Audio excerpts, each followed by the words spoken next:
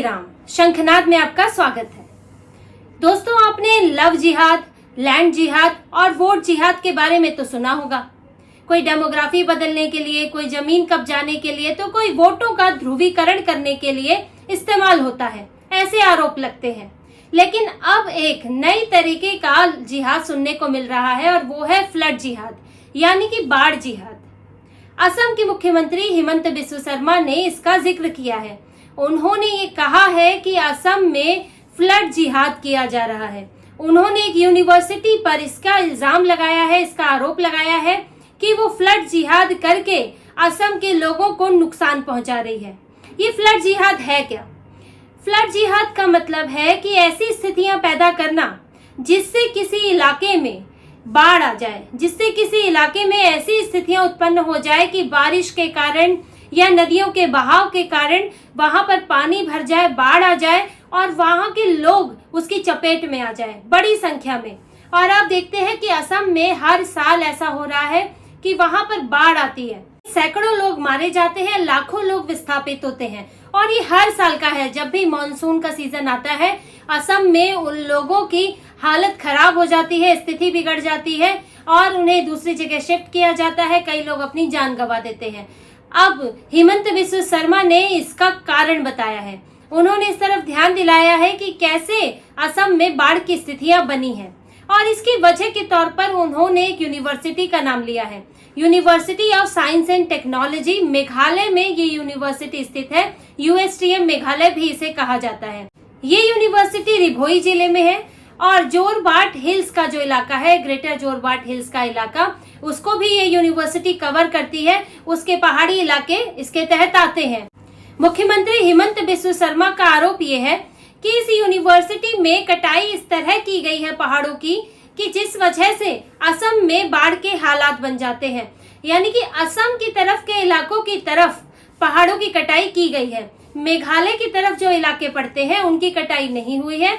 असम की तरफ जो इलाका पड़ता है उसमें पेड़ों की कटाई हुई है, क्योंकि ये जंगल का पहाड़ी इलाका है और साथ में पहाड़ों की भी कटाई हुई है। अब असम और मेघालय का बॉर्डर एक साथ है, दोनों का एक लंबा इलाका है, सीमा छूती है और वहां पर वो पहाड़ी इलाका है और वहां पर पहाड़ों की कटाई करके यूनिवर्सिटी का इलाका भी बढ़ाया गया। यूनिवर्सिटी में कंस्ट्रक्शन हुआ है और इसके अलावा भी वहां पर डिफॉरेस्टेशन के दूसरे काम हुए हैं, जिसकी वजह से जोरबाट हिलों पर जो कि असम की तरफ के हैं उन पर असर पड़ा है। और अब क्योंकि वहां पर पहाड़ नहीं रहे, वहां पर जंगल नहीं रहा, पेड़ नहीं रहे, तो इसके कारण जो बाढ़ है वो सीधे तराई वाले मैदानी इलाकों में आ जाती है और पूरा इलाका भर जाता है। वहां के लोग उस बाढ़ का शिकार होते हैं, उसकी चपेट में आ जाते हैं। अब हिमंत बिस्व शर्मा ने सैटेलाइट इमेजेस निकाल के भी ये दिखाया है, USTM का ये एरिया दिखाया है कि वहां पर किस तरह से लंबे समय में यूनिवर्सिटी 2011 में स्थापित हुई थी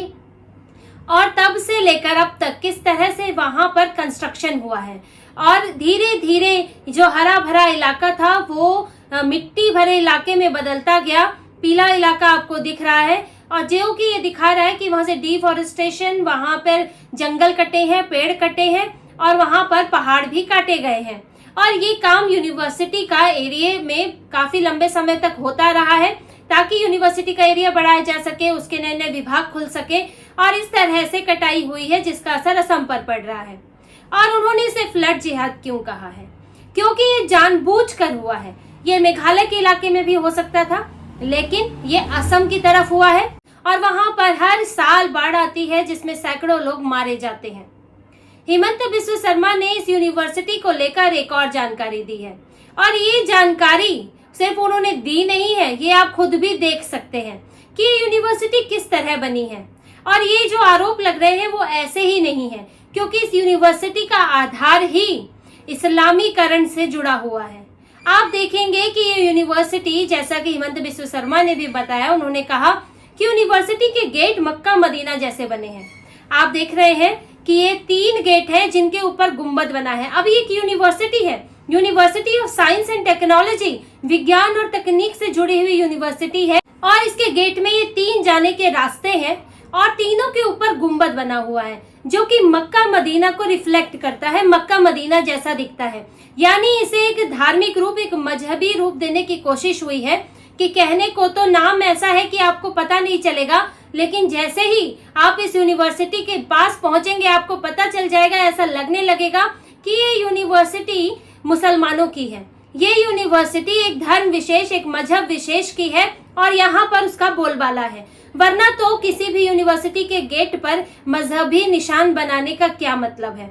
आप सोच के देखिए कि भारत में किसी यूनिवर्सिटी पर मंदिर नुमा स्ट्रक्चर बन जाए तो देखिए क्या हाल होगा, कि यहाँ पर पूरा मीडिया से लेकर देश विदेश सेकुलर लिबरल गैंग एक्टिव हो जाएगा और इस पर आपत्ति जताने लगेगा कि ये तो शिक्षण संस्थान है, यहाँ पर धर्म का क्या काम, यहाँ पर मंदिर जैसा स्ट्रक्चर क्यों होना चाहिए, ये तो बहुसंख्यकवाद है, ये तो अल्पसंख्यकों को दबाने की कोशिश है, अल्पसंख्यकों के साथ उनको तो यहाँ पर अपनापन महसूस ही नहीं होगा। क्या क्या आरोप लग जाएंगे हिंदुस्तान पर, सरकार पर और हिंदुओं पर। लेकिन मेघालय में जो कि यूनिवर्सिटी बनी हुई है, और मेघालय भी, अब ये भी नहीं है कि मेघालय मुस्लिम बहुल राज्य है, अगर हो तो भी नहीं होना चाहिए, क्योंकि ओवरऑल हमारा जो देश है वो कोई धर्म विशेष के लिए तो है नहीं। लेकिन मेघालय में भी ईसाई बहुल राज्य है, मेघालय में ईसाइयों की आबादी ज्यादा है, लेकिन फिर भी मेघालय में जो यूनिवर्सिटी बनी है उस पर गुंबद बना हुआ है और आप इस गुंबद से होकर अंदर जाते हैं। एक तरह से अंदर जाने से पहले मक्का मदीना जैसा ये जो गुंबद है, आप इस्लाम को स्वीकार एक्सेप्टेंस देते हैं। आप चाहे हिंदू हैं चाहे आप ईसाई हैं, लेकिन आप उस स्ट्रक्चर के नीचे से जाते हैं। इस्लाम के जो पवित्र स्थल है उनके जैसा बना हुआ ये स्ट्रक्चर है, तो कहीं ना कहीं आप उसे सहमति देते हैं, उसके नीचे से होकर जाते हैं। और हिमंत बिस्वा शर्मा ने यही कहा कि ये जो गेट है, इसके जो 3 दरवाजे हैं, इन पर क्यों ये इस तरह का गुंबद होना चाहिए। अगर आप बनाना ही चाहते हैं, आपकी इतनी ही आस्था है, तो फिर आप तीनों धर्मों का बनाइए। तो फिर यहाँ पर नामघर भी होना चाहिए। नामघर है असम में वैष्णव संस्कृति के मुताबिक पूजा के लिए बनने वाला कम्युनिटी हॉल, पूजा घर जिसको हम कह सकते हैं। तो यह नामघर भी होना चाहिए और यह चर्च भी होना चाहिए, ताकि तीनों धर्मों के लोगों को यहाँ पर पर्याप्त प्रतिनिधित्व मिल सके। ऐसा न लगे कि हमें इस यूनिवर्सिटी में जाने से पहले इस्लाम कबूलना पड़ेगा, बच्चों को ऐसा एहसास न हो। तो आप ये देखिए कि इस यूनिवर्सिटी में किस तरह से जो है एक मजहब जो है हावी है। और इस यूनिवर्सिटी के जो फाउंडर है और जो चांसलर है वो है महबूबुल हक। और महबूबुल हक जो है वो AMU से पढ़े हुए हैं। उनके सिर्फ एक यही इंस्टीट्यूट नहीं है, उन्होंने कई इंस्टीट्यूट खोल रखे हैं, जिनके आप यहाँ पर उनकी वेबसाइट पर इनके नाम भी देख सकते हैं। और इसी तरह से इनका एक ये यूनिवर्सिटी भी है, और ये यूनिवर्सिटी एक बड़े इलाके में फैली हुई है मेघालय के। आप महबूबुल हक को भी देखकर कह सकते हैं कि वो धर्म के पक्के व्यक्ति लगते हैं, मजहब के पक्के व्यक्ति लगते हैं देखने में, जिसका असर उस यूनिवर्सिटी के गेट के कंस्ट्रक्शन पर भी दिखाई देता है। तो महबूबुल हक ने जो ये यूनिवर्सिटी बनाई, चलिए बनाई, पहले तो उसके कंस्ट्रक्शन में आपने मजहब घुसा दिया। एक शिक्षण संस्थान है, वो तो इससे अलग होना चाहिए। अब अंदर क्या पढ़ाया जाता है वो तो अलग विषय है, लेकिन अब इससे जो असम के लोगों को नुकसान हो रहा है वो भी देखने वाली बात है, क्योंकि ये बात सिर्फ बीजेपी की कहीं नहीं है। किसी को लग सकता है, कोई ये इस पर आलोचना कर सकता है कि तो हिमंत बिस्वा शर्मा कह रहे हैं, लेकिन जो कांग्रेस के पूर्व मुख्यमंत्री अरुण गोगोई, उन्होंने भी ये बात कही थी कि जो जोरबाट हिल्स का इलाका है, ग्रेटर जोरबाट हिल्स, वहाँ जो कंस्ट्रक्शन हो रहा है, वहां पर जिस तरह से पेड़ों की कटाई हो रही है, जो पहाड़ों की कटाई हो रही है, उसके कारण असम में बाढ़ आती है। हालांकि अभी कांग्रेस तो इससे मुकर जाएगी, गौरव गोगोई मुकर गए, क्योंकि उनको तो तुष्टीकरण याद आ जाता है कांग्रेस को। उनको ना असम से मतलब है, ना मेघालय से मतलब है, सिर्फ मतलब है तुष्टीकरण करने से।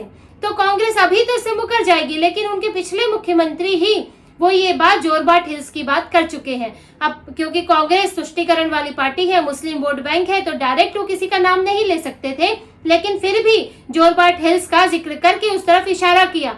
अब हिमंत बिस्वा शर्मा ने साफ साफ ये बात रखी है कि देखिए कंस्ट्रक्शन के लिए ही कटाई होती है। आप खुद ही देखिए कि आपके कोई जंगल क्यों काटे जाते, कंस्ट्रक्शन होता है, खनन होता है, या फिर बसावट होती है, उसके लिए पहाड़ और जंगल काटे जाते हैं। और वहां पर उस इलाके में वहां पर एक बड़ा कंस्ट्रक्शन कर रही है USTM, जो यूनिवर्सिटी है वो अपने अलग अलग इतनी बड़ी यूनिवर्सिटी है, उसका इलाका फैलेगा, वो और जमीन लेगी, फिर पहाड़ों की कटाई और जंगल की कटाई करेगी, और सालों साल में हाल ये हो गया कि असम के लोग अब उसका खामियाजा भुगत रहे हैं।